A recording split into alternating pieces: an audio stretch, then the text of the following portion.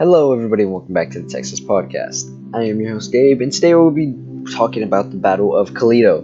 The Battle of Coleto, also known as the Battle of Coleto Creek, the Battle of the Prairie, was fought on March 19th through the 20th, 1836, during the Goliad campaign of the Texas Revolution. Colonel James Fannin, who was the commander of the Texan troops at Fort Defiance, also known as Presidio La Bahia, in late 1835 and early 1836.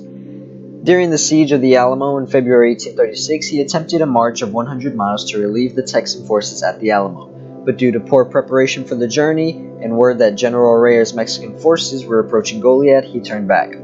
After the Alamo fell to Santa Anna's forces, the Texans received orders from General Sam Houston to fall back to Victoria. Fannin therefore abandoned the fort but proceeded without adequate supplies and without haste on this retreat. By 9 o'clock on March 19th, they began their retreat from Goliad during a period of heavy fog. The Texan forces included the San Antonio Grays, the Red Rovers, the Mustangs, commanded by Burr H. Duval, a militia from Refugio commanded by Hugh McDonald Fraser, Texan regular soldiers commanded by Ira Rustover, and the Mobile Grays. 9 heavy artillery pieces with different calibers were ordered by Fannin to be taken by the Texans along with 1,000 muskets, but he neglected to ensure that a good amount of food and water was transported. Carts loaded with heavy equipment were being pulled by hungry and tired oxen. Arrea did not realize the Texans had left until 11 o'clock. The 2-hour lead was removed when a Texan cart crossing the San Antonio River broke. A cannon had to be brought out of the river, and Fannin ordered that the oxen be allowed to graze for a period of time after the Texans had proceeded about a mile past Manahuila Creek, resulting in the retreat being stopped. John Shackelford, Burr H. Duval, and Ira Westover opposed Fannin's decision to allow the oxen to graze, arguing that they should continue their retreat until they reached the protection of the Coleto Creek timber.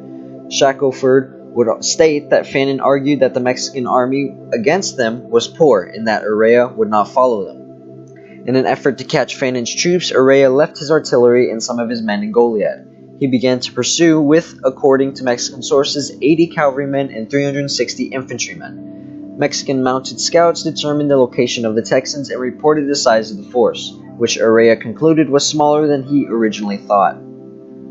As a result, he ordered 100 of his soldiers to go back to Goliad to help secure Presidio La Bahia. He also ordered the artillery he left in Goliad to be brought to him, and that the artillery would be escorted by some of the soldiers he was sending back. Meanwhile, Albert C. Horton's 30 cavalrymen were serving as advance guards, and were positioned to cover all sides of the Texan force. The rear guard was not alert and did not detect the Mexican cavalry that was approaching the Texans. Shortly after they resumed their march, another Texan cart broke down, and its cargo had to be transferred to another one, delaying the retreat even further. Shortly after, Fannin had sent Horton to scout the Coleto Creek that was in sight. Then the Mexican cavalry overtook Fannin's Texans. As the Texans tried to get to high ground 450 yards away from the position they were in when the cavalry overtook them, the munition cart broke. The Texan soldiers formed a square against the Mexicans. The high grass of the prairie meant the Texan view of the Mexicans was impaired. The Texans had little water. Each Texan soldier received 3 to 4 muskets. The square was 3 ranks deep. The front line contained the San Antonio Mobile Grays and Red Rovers, whilst Duval's Mustangs and Fraser's Refugio militia formed part of the rear flank. The left flank was covered by Westover's regulars, whilst was unprotected by the Mobile Grays. In the corners of the squares, the artillery had been positioned. Fannin stood in the rear of the flank. In addition, a number of sharpshooters were deployed around Abel Morgan's hospital wagon, which could no longer be moved after the ox that was moving it was killed by Mexican fire. The Mexican soldiers then attacked the square. The left of the Texan square was confronted by the rifle companies under Morales, and the right was assaulted by the Grenadiers as part of the San Luis Battalion. The Mexican formations involved in this attack on the right of the square was under the personal supervision of Arrea. The Jimenez Battalion under Colonel Mariano Salas fought the front. Colonel Gabriel Nunez's cavalry was ordered against the rear of the square. By sunset, when Arrea ordered the Mexicans to cease any more major attacks against the square due to lack of the Mexican ammunition, the majority of the action of March 19th was over. The Mexicans had assaulted the square 3 times, Making effective use of their bayonets, multiple muskets, and 9 cannons, the Texans had prevented the Mexicans each time from breaking the square. Orea said that he was impressed with the fact that the Texans had managed to maintain the square against the 3 charges, and he was also impressed with the Texan weapon fire. Dr. Joseph A. Bernard, a Texan, recorded that by sunset, 7 Texans had been killed. He also recorded that 60 Texans, including Fannin, had been wounded. 40 of the 60 that had been wounded were wounded several times. After sunset, Orea ordered Mexican sharpshooters to be positioned in the tall grass around the square, and that they fire at the Texans. Before Texan sharpshooters were able to remove the threat posed by the Mexican sharpshooters by firing at the flash caused by the Mexican guns, the Mexican sharpshooters were able to inflict more casualties. As a result of all the fighting that occurred on March 19th, the Texans had suffered at least 10 dead and 60 wounded, whilst the Mexicans suffered an unspecified high number of casualties. The fighting on March 19th had not demoralized the Texans. They were encouraged by the thought that Horton would succeed in getting Texan reinforcements from Guadalupe Victoria to Fannin. However, Horton had not been able to break through the Mexican defenses. During the day's fighting, the Texan soldiers that were retreating to Guadalupe Victoria after the earlier Battle of Refugio were close enough to Fannin to hear gunfire. However, they were exhausted and hungry and did not move to the square. Orea stationed 3 detachments of Mexican troops around the square to prevent the Texans in the square from escaping, and during the night, Mexican false bugle calls were sounded to keep the Texans alert. The Texans' lack of water and the inability to light fires in the square meant the wounded Texans could not be treated.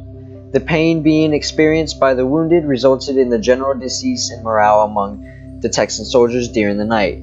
The poor weather during the night further lessened the morale of the soldiers. The lack of water also meant that the artillery could not be used effectively the next day. Because the water was needed to be cool and clean for the cannons, the fighting on March 19th had also left many Texan artillerists casualties, and ammunition for the cannons was low. All these factors contributed to the conclusion by Fannin and other officers during the night that they could not sustain another day of fighting. An idea for the Texans to escape to a more defendable position under the cover of darkness before Orea received reinforcements was rejected because it was decided that those who were too injured to escape, which included friends and relatives of unwounded Texans, should not be left behind. It was therefore decided that the Texans should attempt to make another stand from their current position the next day. As a result, during the night, the Texans dug trenches and erected barricades of carts and dead animals. Orea, meanwhile, had been reinforced with munitions, fresh troops, and 2 or 3 artillery pieces from Goliad. He positioned the Mexican artillery on the slopes overlooking the Texan square.